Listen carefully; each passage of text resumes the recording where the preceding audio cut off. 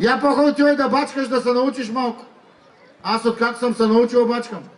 А ти какво, ще учиш ли, ще бачкаме ли? Човек цял живот учи и цял живот бачка. Учиш, не учиш, трябва да бачкаш. Като ти казах бачкай, ти не, ще уча. И сега ако ще бачкаш, той иде да го уча.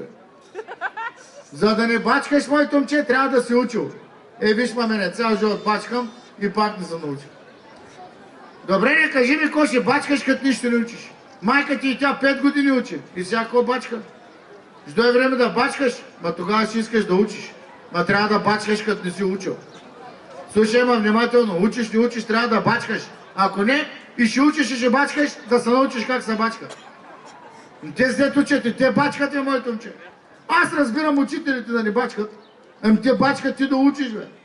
Ма като не учиш, поне бачкай. Хората на две работи бачкат само и само да могат да учат. Сестра ти цял живот бачкам, за да учи.